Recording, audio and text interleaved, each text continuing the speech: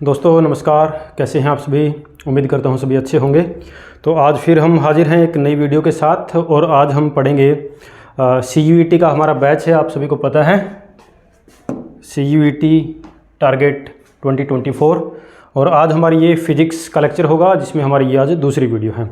तो चलिए देखते हैं कुछ इंपॉर्टेंट क्वेश्चन। इलेक्ट्रोस्टैटिक्स हम पढ़ रहे हैं। तो इलेक्ट्रोस्टैटिक्स से एक वीडियो हो चुका है जिसमें हमने कुछ इंपॉर्टेंट क्वेश्चंस डिस्कस किए थे इलेक्ट्रोस्टैटिक्स से। तो देखिए इलेक्ट्रोस्टैटिक्स में सेकंड वीडियो।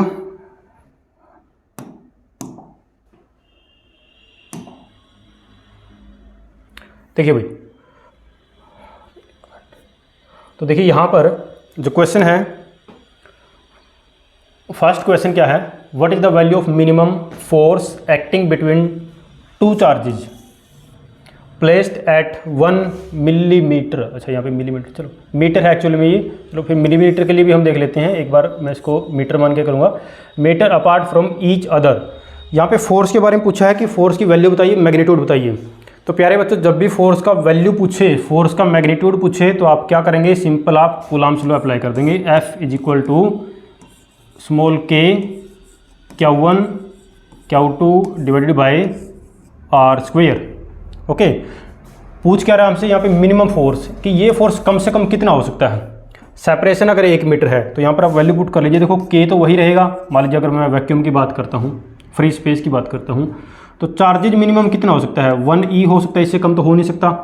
प्रीवियस वीडियो में, लास्ट वीडियो में हमने डिस्कस किया था क्वांटाइजेशन ऑफ चार्ज के बारे में। भाई चार्ज जो है Q is equal to NE, तो Q चार्ज जो है वो कम से कम 1e हो सकता है, इससे कम तो फिर 0 ही होगा, कोई चार्ज नहीं होगा।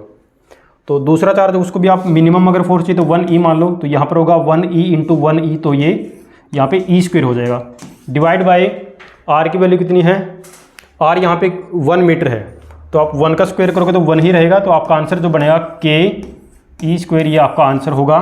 तो यहाँ से आप देख लीजिए k e स्क्वेयर, तो ये आपका राइट आंसर है। अच्छा अब आते हैं, अगर यहाँ पर 1 मिलीमीटर होता तो क्या करते, तो कुछ नहीं करना था आपने। r की वैल्यू जो है 1 मिलीमीटर, मिली कितना होता है 10 की पावर माइनस का 3 मीटर होता है, इसका स्क्वायर भी करना पड़ेगा। तो कर दीजिए 10 की पावर माइनस का 6 और मीटर स्क्वायर हो जाएगा।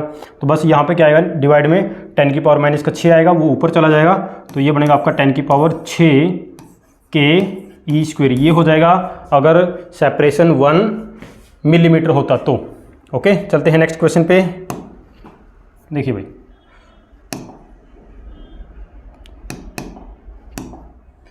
Question number 2, the value of electric field inside conducting sphere having radius r and charge q will be. बहुत ही इंपॉर्टेंट क्वेश्चन है।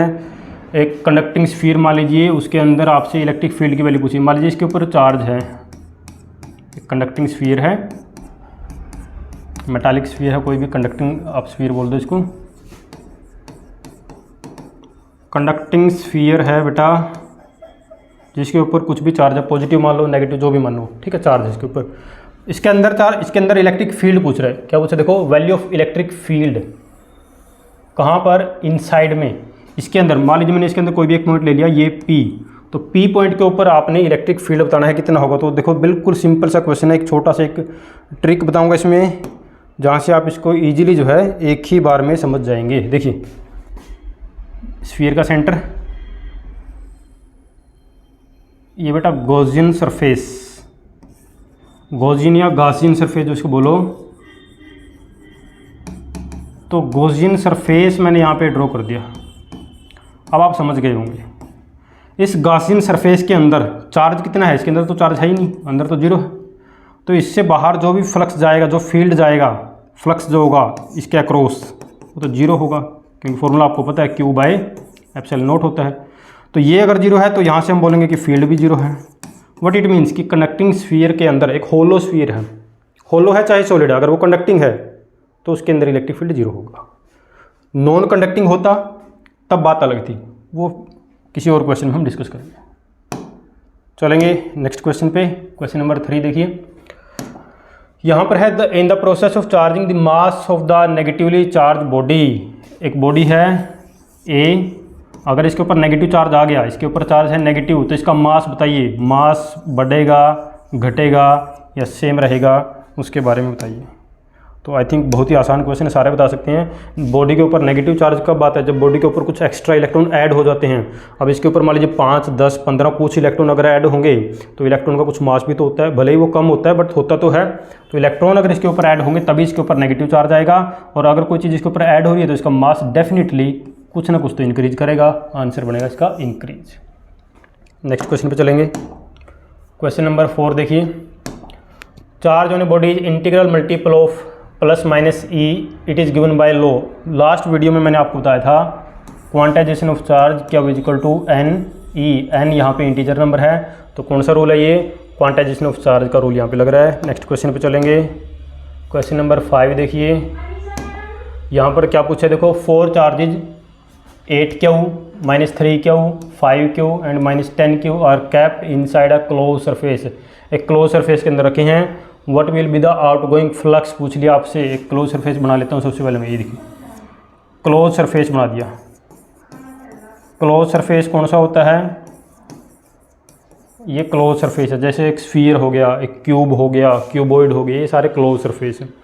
इसके अंदर चार्जेज रखी हैं अभी 8Q -3Q +5Q और -10Q, ये चार्जेज हैं। फ्लक्स पूछ रहा है कि इसके अक्रॉस कितना फ्लक्स जाएगा। तो बेटा फ्लक्स का फॉर्मूला आप सभी को पता होगा ना, φE is equal to Q enclosed divided by epsilon naught अगर मीडियम फ्री स्पेस है तो। Q एनक्लोज का मतलब क्या है? क्लोज सरफेस के अंदर टोटल चार्ज कितना है, जोड़ के देखो इसको। 8 प्लस वाले जोड़ लो और ये 5, 13, 10, 3, 13, तो प्लस का 13 और माइनस का 13, तो टोटल चार्ज कितना बन गया? 0। तो 0 बाई समथिंग करोगे तो आंसर क्या आएगा आपको? 0 ही आएगा, तो कोई फ्लक्स नहीं जाएगा। देख लो यहाँ पे, तो ऑप्शन जो है बी वो आपका करेक्ट हो जाएगा। आगे चलेंगे। क्वेश्चन नंबर 6 देखिए, विच क्वांटिटी इज वेक्टर। देखो कितना आसान सा क्वेश्चन पूछा आपसे। यहाँ पे पूछ लिया कि इनमें से कौन सा वेक्टर है? फ्लक्स भाई वेक्टर नहीं होगा, ये तो स्केलर है। फ्लक्स पड़ा है ना, फाई से लिखते हैं। यहाँ पर 2 वेक्टर का डॉट प्रोडक्ट हो जाता है बेटा। ओके, तो डॉट में तो फिर स्केलर ही हो जाएगा। इलेक्ट्रिक चार्ज जो होता है ये भी स्केलर होता है। Electric field definitely vector quantity, ऊपर आप ऐसे एरो लगाते हो electric field denote. Electric potential V से लिखते हो, ये तो स्केलर होता है भाई, ये तो स्केलर होता है। तो आंसर बनेगा आपका फील्ड। आगे चलेंगे 7 पे आ जाओ। 7 में क्या कह रहा है? Charge Q is kept in a sphere of 5 centimetre first. Okay ठीक है, एक स्फीयर है 5 सेंटीमीटर रेडियस, मान लो इसके अंदर कोई चार्ज है, क्यू इसने रख दिया। फिर कह रहा है कि इसी चार्ज को उठा के एक क्यूब के अंदर रख दिया जिसकी साइड क्या है 5। ठीक है भाई, एक क्यूब बना लिया हमने, उसी चार्ज को उठा के क्यूब के अंदर रख दिया। क्या कह रहा है? आउटगोइंग फ्लक्स किस में ज़्यादा होगा या सभी में सेम होगा? तो ये बिल्कुल देखो बेसिक सा क्वेश्चन है।